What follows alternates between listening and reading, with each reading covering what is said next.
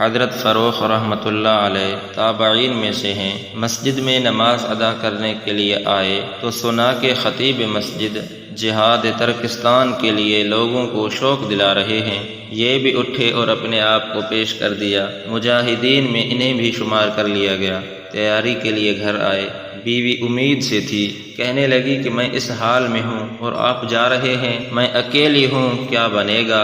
فروخ رحمۃ اللہ علیہ کہنے لگے، تو اور جو کچھ تیرے شکم میں ہے اللہ کے حوالے کرتا ہوں۔ اس زمانے کی بیویاں بھی ایسی تھی جنہیں صبر کرنا بھی آتا تھا اور اللہ کے لیے اپنا حق معاف کرنا بھی آتا تھا۔ بیوی نے خوشی خوشی اللہ کی راہ میں نکلنے والے اس مسافر کو تیار کیا، گھوڑے پہ زین رکھی، زرہ لا کر دی اور پھر انہیں محبت سے بھرپور لہجے میں الوداع کہا۔ فروخ چلے گئے اور پھر ان کا انتظار ہونے لگا۔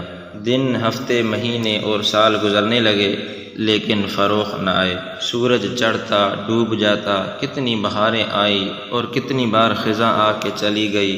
گرمی سردی سے، سردی گرمی سے چلتے رہے لیکن فروخ نہ آئے۔ اس زمانے میں اسلامی فتوحات کا سلسلہ مسلسل جاری تھا۔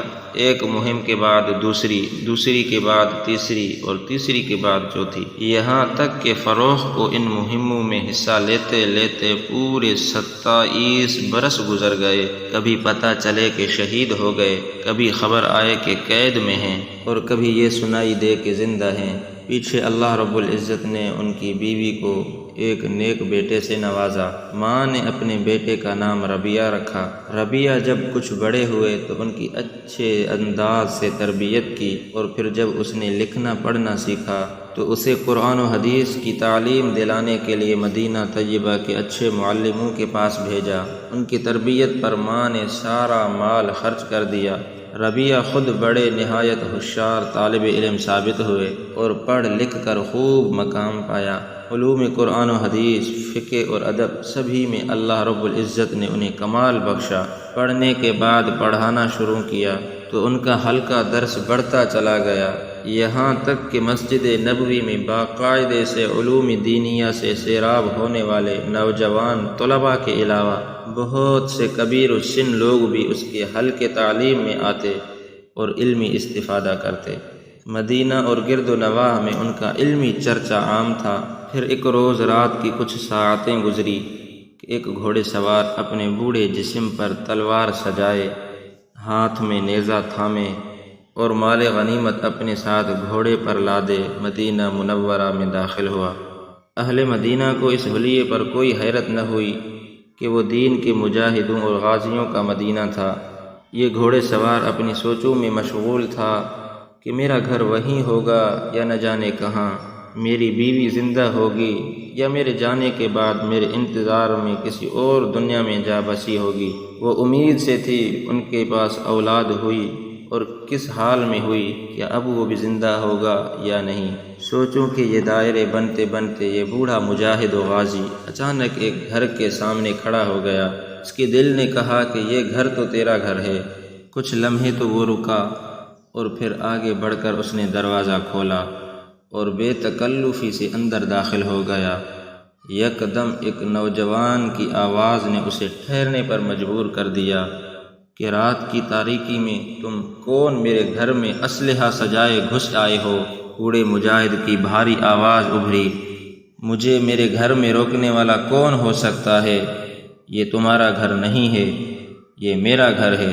نوجوان کہہ رہا ہے، یہ تمہارا نہیں، یہ تو میرا گھر ہے۔ یوں ہی ان دونوں کی آوازیں بلند ہونے لگی اور ان کا جھگڑا بڑھنے لگا تو گھر میں سوئی نوجوان کی والدہ کی آنکھ کھلی۔ اس نے جھگڑے کی نوعیت معلوم کرنے کے لیے باہر جھانکا تو اسے اپنے بیٹے کے ساتھ اپنا شوہر نظر آیا اور اس نے وہیں سے اپنے بیٹے کو آواز دے کر کہا، ربیہ سنو، یہ تمہارے والد ہیں، اپنے ابا کو مرحبا کہو۔